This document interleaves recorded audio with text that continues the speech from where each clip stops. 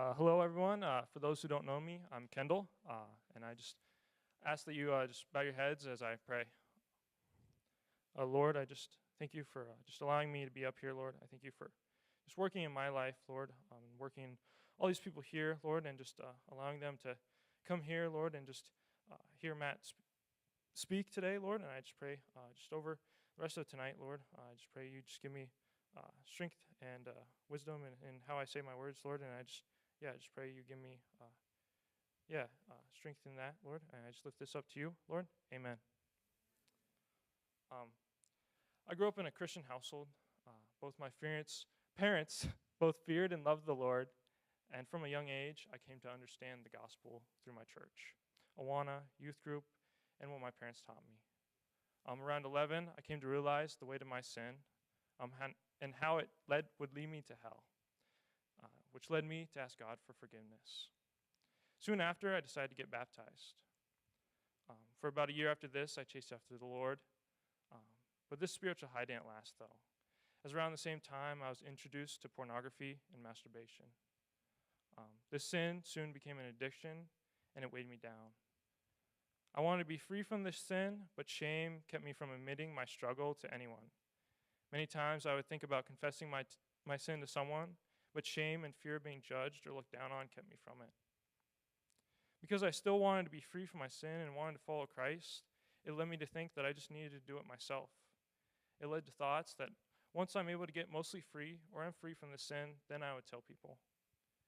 This continued throughout middle school and high school, and despite my efforts, I never reached a point where I was free enough to confess my sin. In fact, my addiction only got worse.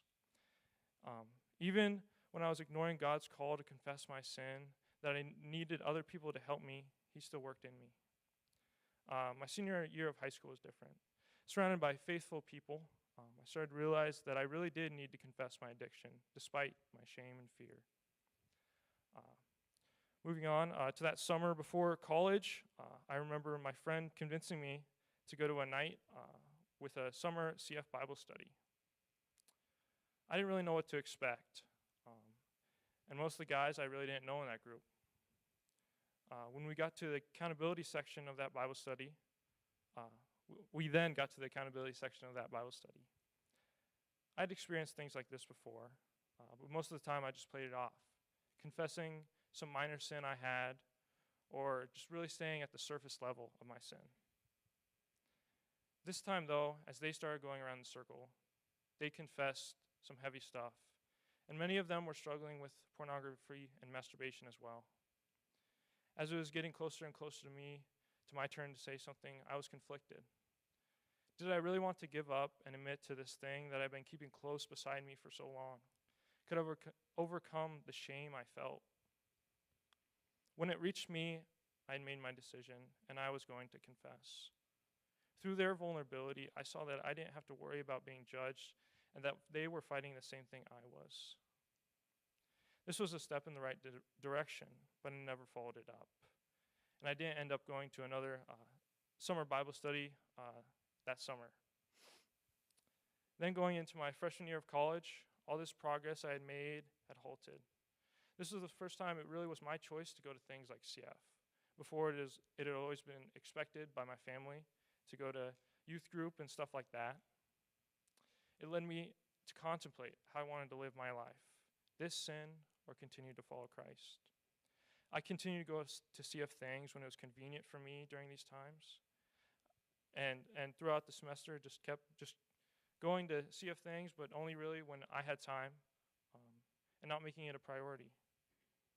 Then that summer, I don't really know who convinced me, but somehow I was convinced to do CF summer. There, I met a group of guys who were following the Lord and confessing their sin to each other. Because of their vulnerability, I was able to get over the shame that had been keeping me back from confessing. The Lord worked through this, and I came to realize that I really did want to continue to follow Christ, and to do that, I needed to fight my sin, not alone, but with other believers. I realized that I didn't have to be perfect in front of these brothers, because they weren't perfect, and they were fighting the battle and running the race, and we were fighting the battle and running the race together. In my second year at DMAC, I really began to pursue a fellowship and a sense of community. I continue to fight my sin not by myself, but with the help of those around me, seeing that it wasn't only me in this fight. Today I'm not perfect. I still struggle with my sin and with letting shame control what I tell others. But I know that God is still working in me and will continue to help me. I just would like to leave you all with this verse, Galatians 6:2. Carry each other's burdens, and in this way you will fulfill the law of Christ. Thank you.